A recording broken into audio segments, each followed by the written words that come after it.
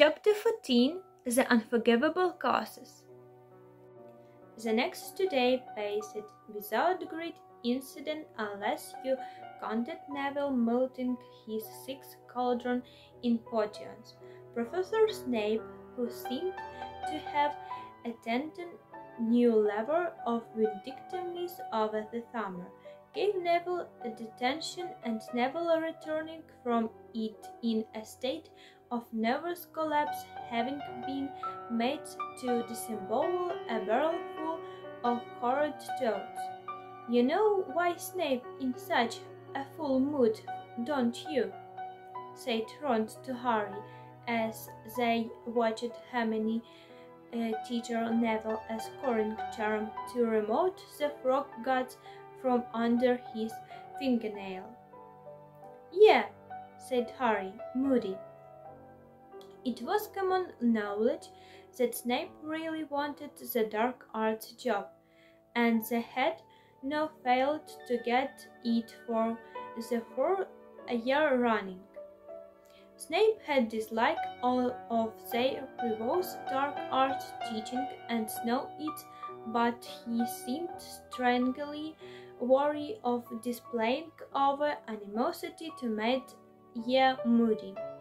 Indeed, whenever Harry saw the two of them together at milk time, or when they paced in the corridor, he had the distinct impression that Snape avoiding Moody with their magical of normal.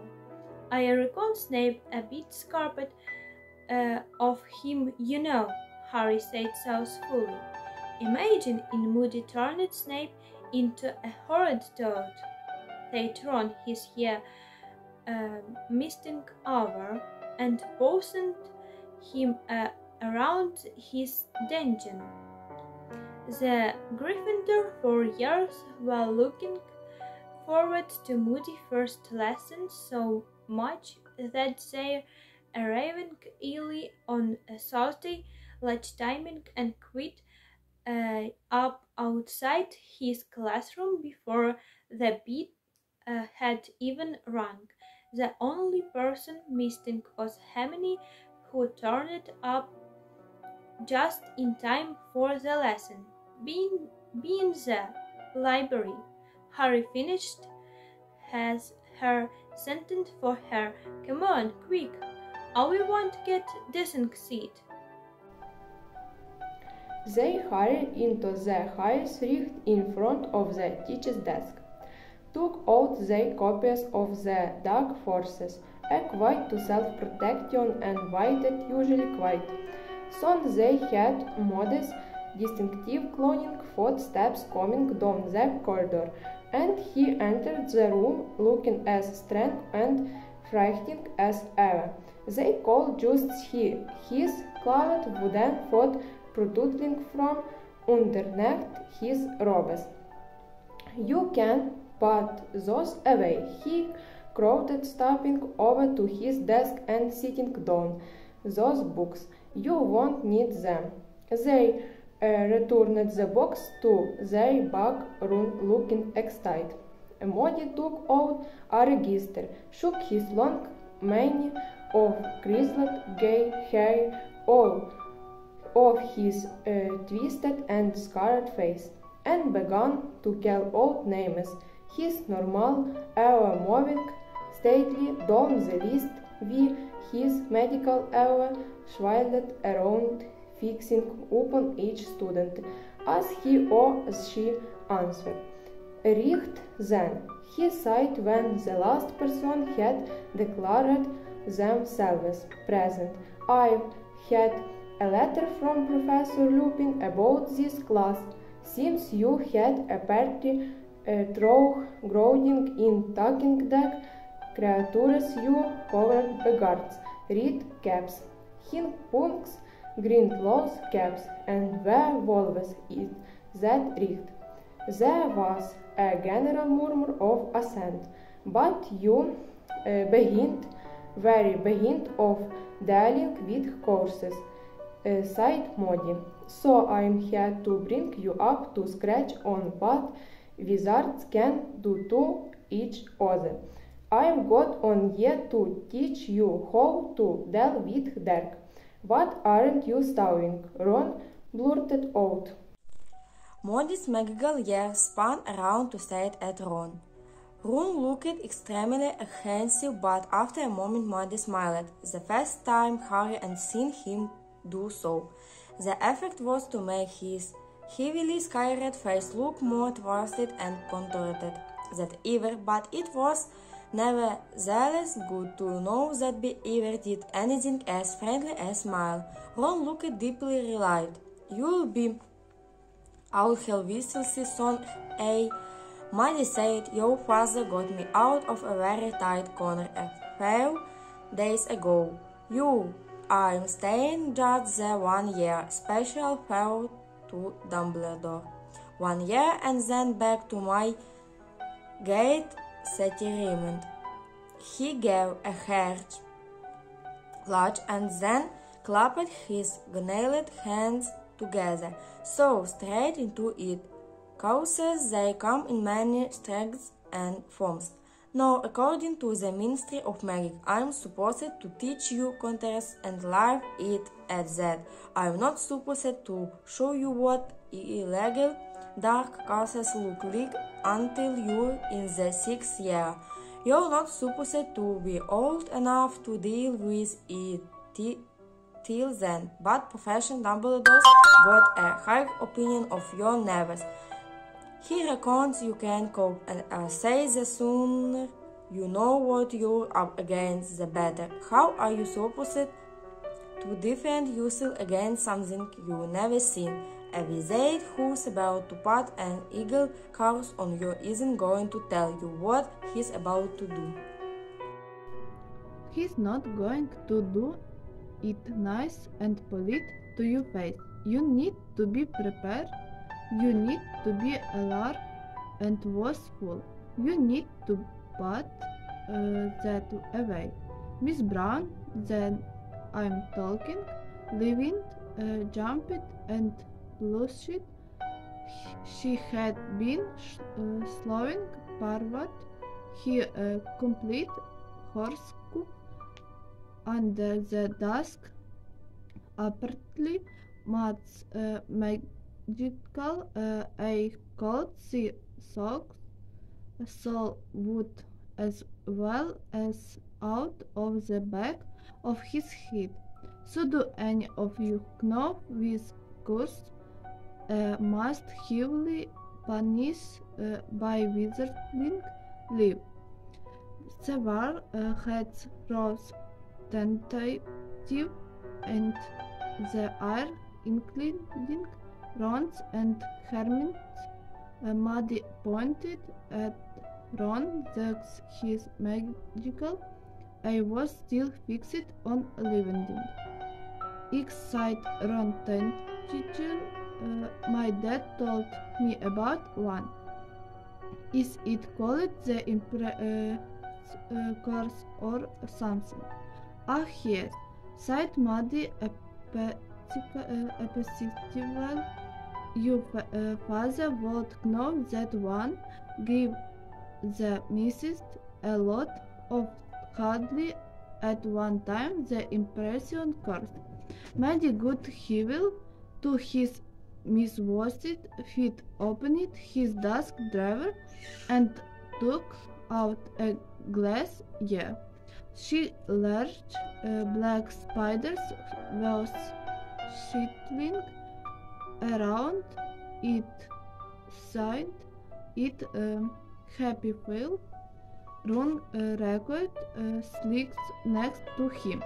Ron had the spiders mud reeds into the yard, caught one of the spiders and held it in the palm of his hand so that they could all see it.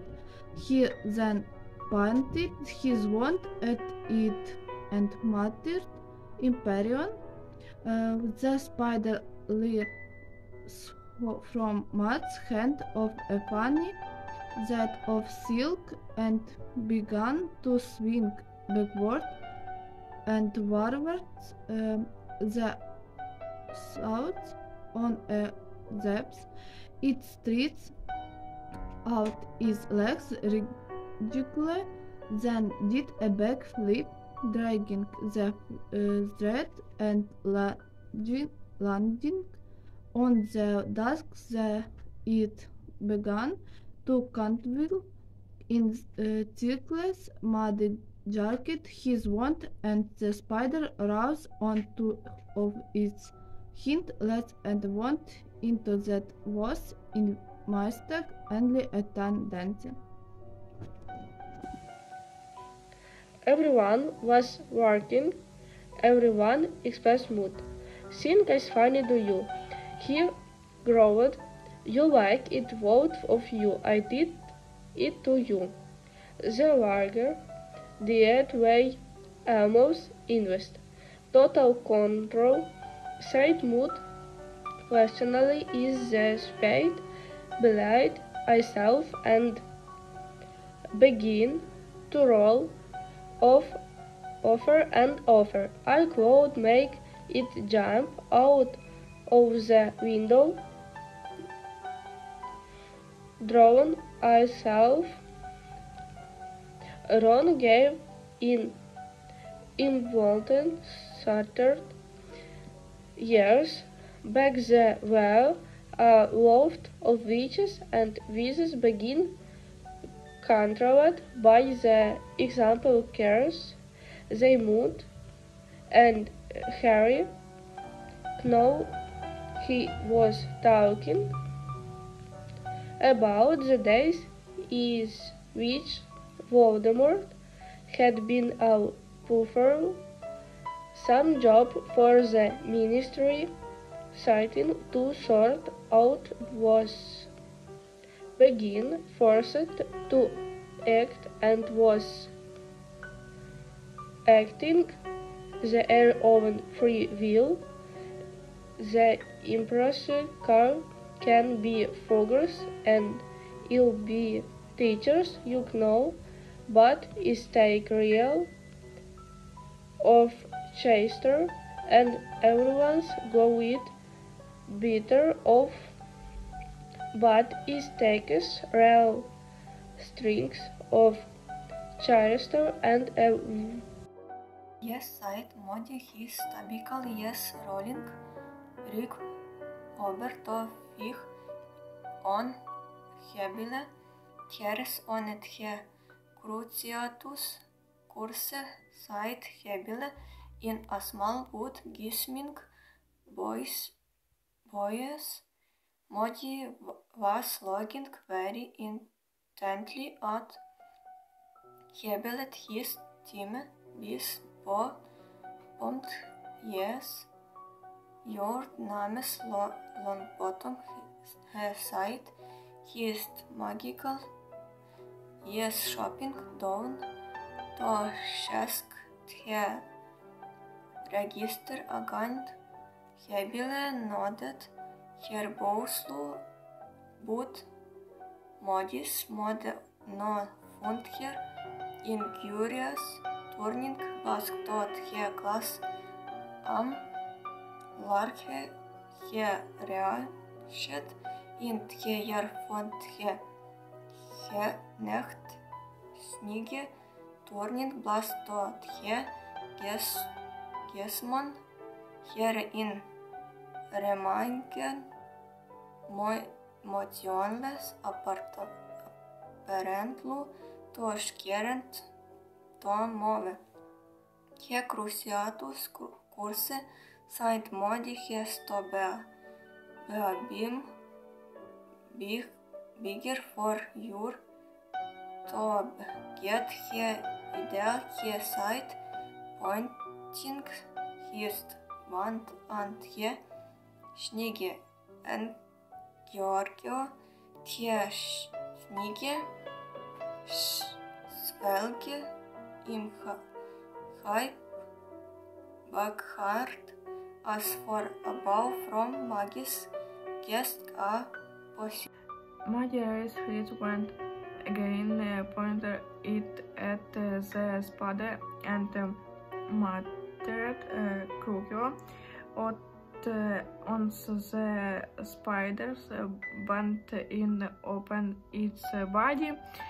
It rolled over and began to twitch horribly, rocking from side to side. No sound came from it, but Harry was knew that it could have given, otherwise it would have been screaming. Modi did not remove his hand, and the spider started to tug and jerk more violently. So in the Ivan said shriek. Harry looked around at her. She was looking not at the spider but at Neville, and Harry, following her gaze, saw that Neville's hand was clenched.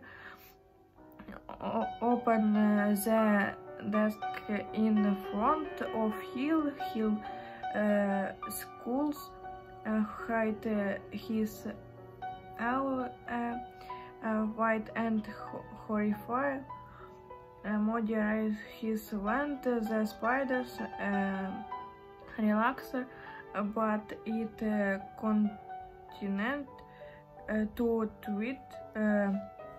Reductio Modi muttered, and the spider shrank back to East Potter. He put it back into the tar. Find side Modi softy. You don't need them barrels of neighbor to torture someone of you can perform the crookedest cast. That one was very popular on the tour. Right, anyone know any others? Harry looked around. From the looks on everyone's faces, he gazed. They were all wondering what was going to happen to the last spider. Everyone's hand hook slightly. As for the time, Naya raised it into the air. Yes, said Moody, looking at her Avada Kedavra. Hermione whispered. Several people looked easily around at her, including Ron. I said Moody, a rather slight smile twisting his lord said it out. Yes, the last, and was Avada Kedavra, the calling curse. He root hand into the blessed jar, and at almost is now what? With coming, the slider scuttled frantically around the bottom of the jar, trying to evade Modius' finger, but he it and placed it around the dustpan. Him started to scuttle frantically across the wooden surface. Moody paced. His warned Harry film, a sudden thrill of foreboding. Avada Kedavra, Moody pouted. The book a flash of balding green light on a rushing sound. A vast invisible counting book soaring through the air instantaneously. The slider brought over anti-arms, back unmarked, but unmistakably dead. Several of the students stifled cries. ran himself, backward and almost thumping of his seat, as the slider skidded. Topped him, Modi swept the dead slider off the desk onto the floor. "How nice," he said, calmly, "home pleasant. And depths, no contercos. There's no breaking him, only unknown person has ever survived him and his seeming pain in front of me." Harry felt his face redden as Moody's eyes, both of them, looked into his own. He could feel everyone else looking around at him too. Harry stared at the blank blackboard as though fascinated by it, but not really see it at all. So that was how his parents had died, exactly like that spider. Had they been ambushed and unmarked too?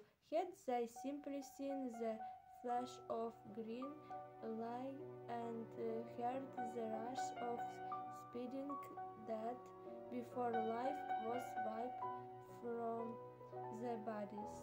Harry had been picturing his parents' deaths hour and hour again. For 3 years now, everything had found out they had been murdered. Everything had found out what had happened that night. Marta had Beatrice's parents' whereabouts too. Why had come to find them at their cottage home. Voldemort had killed Harry's father first, while James Potter had tried to hold him off while he shouted at his wife to take Harry and run. Voldemort had advanced on Lily Potter, told to Harry how she had begged him to kill instead, refused to stop shielding her son, and so Voldemort had murdered her too before turning his wand on Harry. Harry knew these details because he had heard his parents' voices when he had fought the Dementors last year, for that was terrible power of the Dementors to force the victims to relive their worst memories of the lives kept drowned, powerless in the arms of despair. Moody was speaking again from a great distance. It seemed to Garry, which massive effort he pulled himself back to the present and listened to that Moody was saying. Ivano-Frankivsk, a course that needs a powerful bit of magic it you could. I'll get your ones out now and point at me. No, if the course, why I'm showing you, because you got to know, you got to appreciate what the worst is. You don't want to feel useful in a situation where you faked it. Constant vigilance, he roared at the class temple again. No. The courses Ivano-Frankivsk, Imperials and courses and known as the Unforgivable courses, he used of any one of them on a fellow human being is a joint to end a life sentence in Azkaban. That what you again, that what you go to teach, you go to teach, you need preparing, you need arming, but most of all you need to practice contrast, never sit vigilance, get out you quills, copy this down. They spent the test of Shell's song, talking now on each of the unagreeable cures. No one spoke until the bell rang, but when Moody had she dismissed them and they had left the classroom, a torrent of talk burst forth. Most people were discussing the curious the voices. Did you see the twitch? And when he killed it just like that, they were talking about the lesson Harry thought it had been some sort of spectacular show, but he hadn't found it very entertaining, and nor it seemed had Hermione. Harry up, she sighed tensely to Harry and Ron. Not there at the library against Ron. No, sighed Hermione, carefully pointing up a side passage. Neville was standing a low halfway up the passage, starting at the stone wall opposite him with the same horrified, wide-eyed look she had worn when Moody had demonstrated the Crescent's cures. Neville Hermione sighed gently. Neville looked around. "Oh, hello," he said, his voice much higher than usual. Interesting lesson, wasn't I? Wonder what's for dinner. I am starving. Are you? Neville, are you all right? Said Hermione. Oh yes, I'm fine, Neville. Able in the same unnaturally high voice. Very interesting dinner. I mean, lesson, what's for eating? Ron gave Harry a startled look. Neville, what but an odd clacking noise sounded between them, and they turned to see Professor Moody limping toward them. All of them fell silent, watching him imprehensively. But you're hurt. It's all right, Sonny, he said to Neville. Why don't you come up to my office? Come on, we can't have a cup of tea. Neville looked even more frightening with the prospect of tea with Moody. He neither moved nor spoke. Moody turned him magical eye open. Some lesson flow in side room to Harry as they set off for the great hell. Fred and George weren't safe. He really knows his stuff. Moody don't he? When he did away Kidara, the way that spider just didn't just snuff it in rife. But Ron felt suddenly silent at the look on Harry's face and didn't speak again until they reached the great hall, when he said he supposed they had better make a start on Professor Trelawney's predictions. Stunning signs they will take hold. Hermione did not join in with Harry and Ron's conversation during dinner, but ate fast and then left for the library again. Harry and Ron walked back to Gryffindor, and Harry, who had been thinking of nothing else all through dinner, now raised the subject of the Unforgivable curses himself. Wouldn't Moody and Dumbledore be in trouble with the minister if they never seen the curses? Harry asked as they approached the what lady. He probably said Ron, but Dumbledore's allies don't think his why hasn't he and Moody's been getting in trouble for years. I reckon attack first and ask questions. Later look at his dustbins. Balderdag. The what lady swung forward to reveal the entrance hall, and they climbed into the Gryffindor command room, which was crowded and noisy. Shall we get our divination stuff then? Said Harry. I suppose Ron groaned.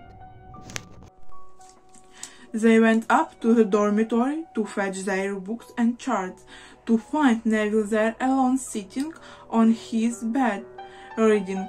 He looked a good deal calmer than at the end of Moody's lesson, though still not entirely normal. His eyes were rather red. "You all right, Neville?" Harry asked him. "Oh, yes," said Neville. "I'm fine, thanks. Just reading this book Professor Moody lent me." He held up the book, Magical Water Plants of the Mediterranean. Apparently, Professor Sprout told Professor Moody, "I'm really good at herbology," Neville said. There was a faint note of pride in his voice that Harry had rarely heard there before. He thought, "I'd like this."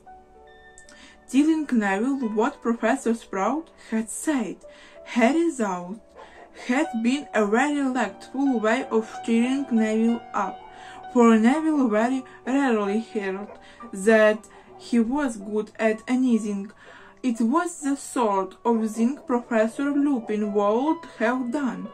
Harry and Ron looked their copies of Unforgivable, the future back down to the common room, found a table, and set to work on their prediction for the coming months. And how later they had made very little progress, though their table was littered with bits of parchment bearing sums and symbols, and Harry's brain was a forget, as though it had been filled with the fumes from Professor Trelawney's fire. "I haven't got a clue what this slot's supposed to mean," he said, staring down at a long list of calculations. "You know, said Ron, whose hair was on, and because of all the time he had run his fingers through in frustration, I think it's back to the old divination standby." "What make it up?" "Yeah," said Ron, sweeping the jumble of scarlet knots of the table, dipping his pen into some ink, and starting to write. "Next Monday," he said as he scribbled.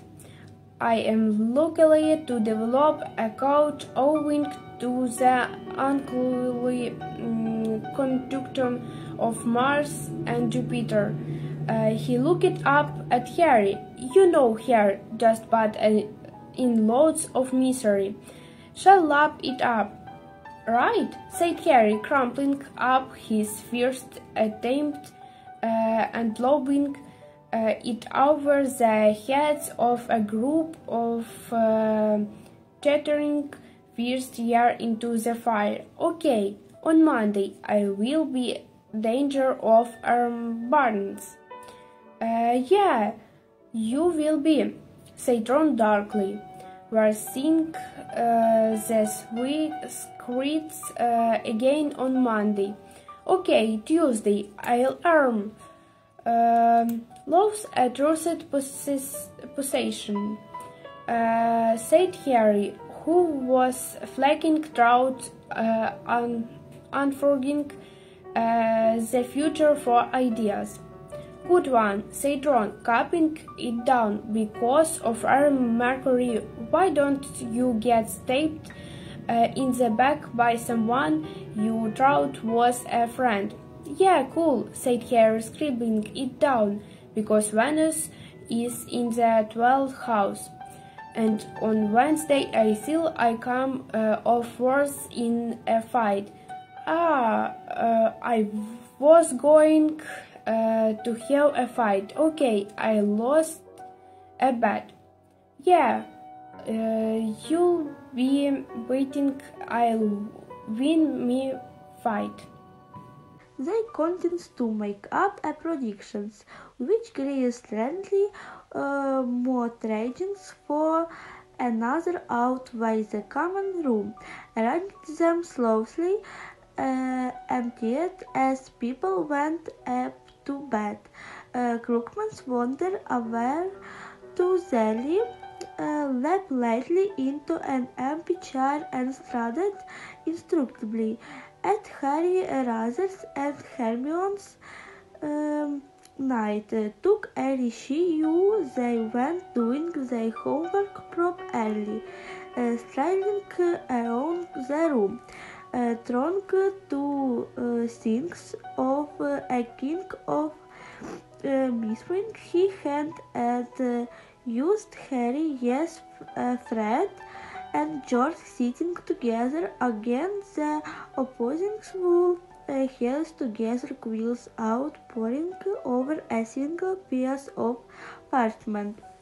It was most unusual to see Fred and George hidden away corners and working silently. They usually liked to be in the think of things, and the usually scent of antlers. There was something secretive about the way they were working on the piece of parchment, and Harry was reminded of how they had sat together writing something back at the bureau. He had put then that in with another order from for Weasley wizards, but didn't look like that this time. If it had been, then would surely have let Lee Jordan in of joy. He wondered whether it had things to do with announcing the Triwizard tournament. Yes, Harry, woman, George shook his head at the friend sketched out something with his quill and eyed in the very liquid white light the Neville's and card across the almonds distance room. No, that sounds like we accompaniment him Tom, my weak cufflinks. That George looking over and gave Harry, woman him Harry grinned and quickly resuming my his predictions. He didn't want George my things. He was eavesdropping. Shoot away that the twins rolled up their parchment, said good night, and went off to bed. Fred and George had been it got man means of so when the person's house one hole happened, Hermione's climbed into the common room, keeping a share of parchment in when happened it box whose contents rattled. As she was in the other, Croxman's out his back parades. Hello, she Kate A. Just Finland. So how I said Ron, Trump hating throw down heaves.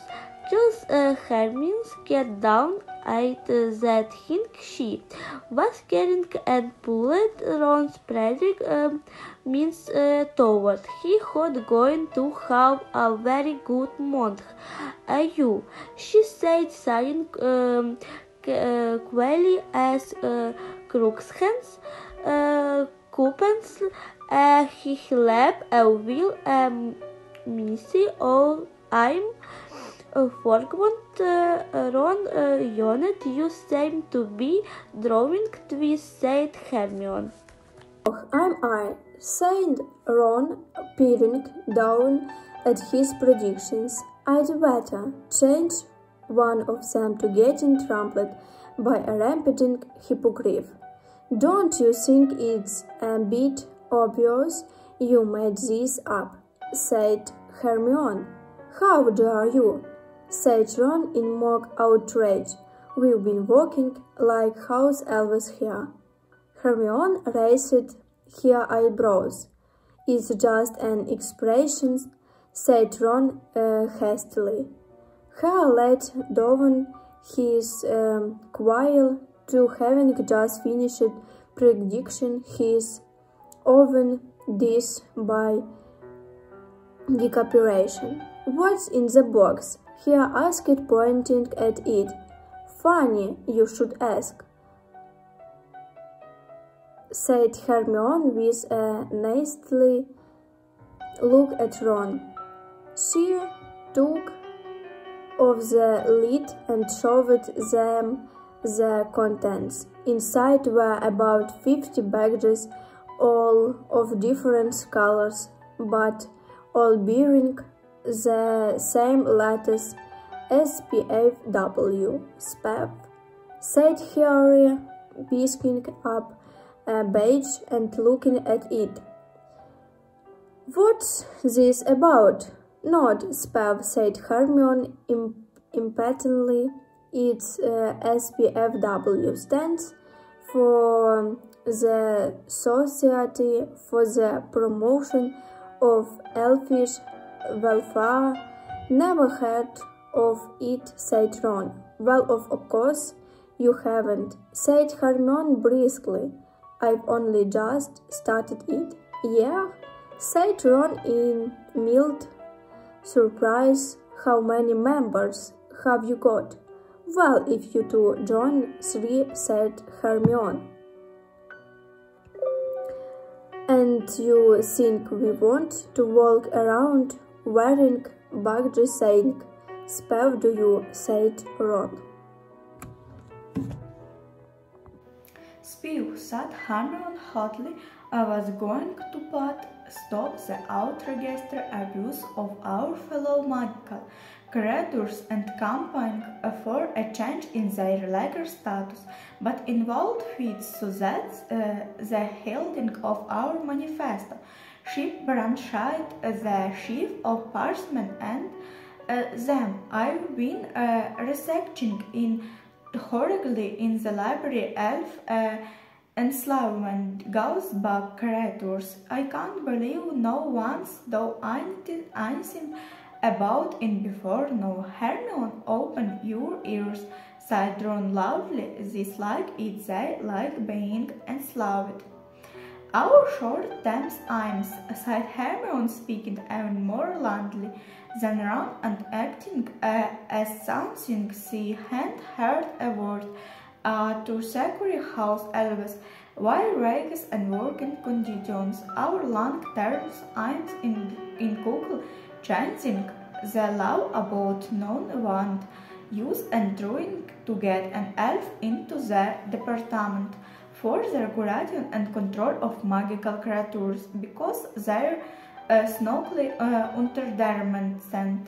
And how do we do all this? Harry asked. We start by recruiting members, said Hermione happily. I drawn 2 sixlets to join. That Bassy, Badge and the projects can fund our laughter combine your treasures. Ron, I've got you a collection tip upstairs and hire your secretary so you might want to write down everything I'm signing now, a record of our first meeting. There was a pause in which Hermione beamed at the pair of that, and Harry sat, torn between exasperation at Hermione and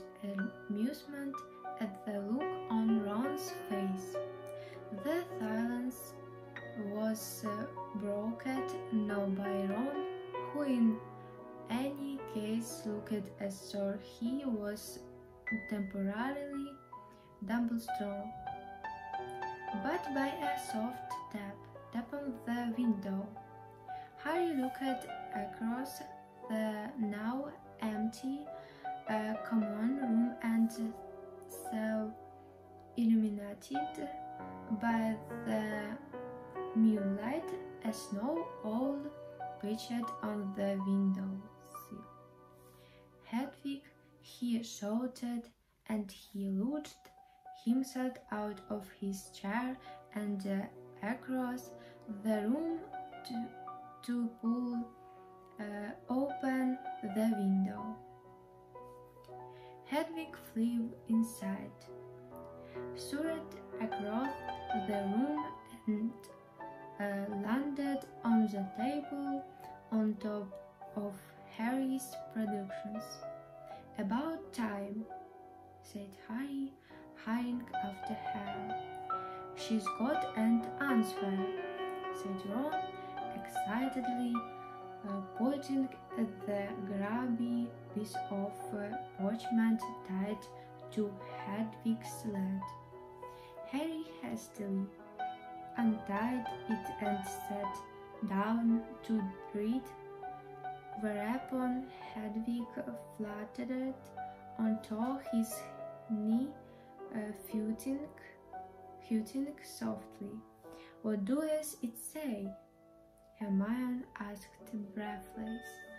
The letter was very short and looked as though it had been scrawled in a great hurry. Harry read it aloud. "I flew north immediately.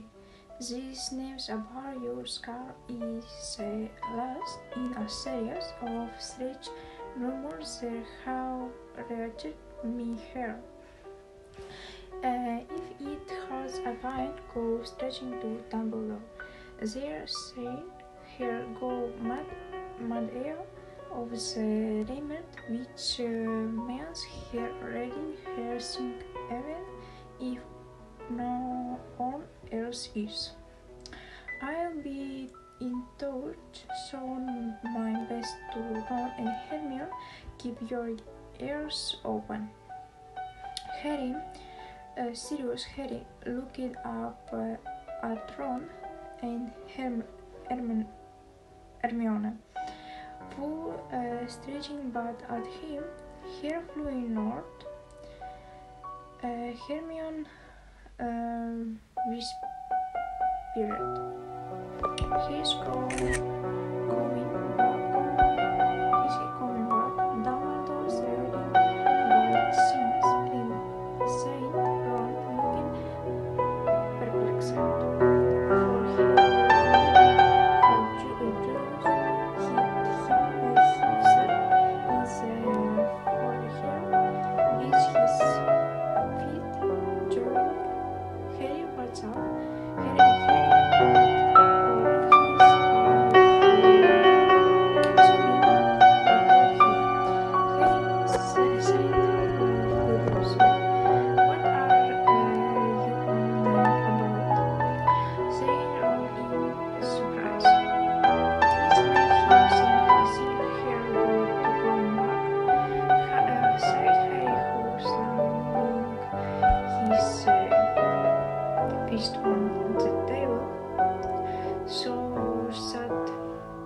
he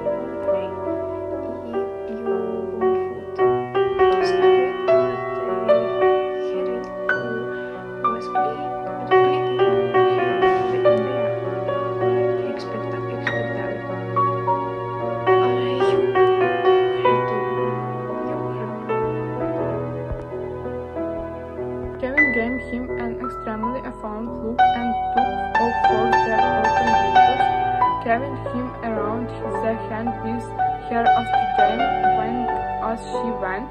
Harry Harmony began in a pacific sort of voice. "I'm going to bed," said Harry. "Shall see you in the morning." I'm starting in the dormitory. He pulled on his pyjamas and got into him for postered, but he didn't feel remained tired. If Sirius come back and got cold, it would be his horse's fault.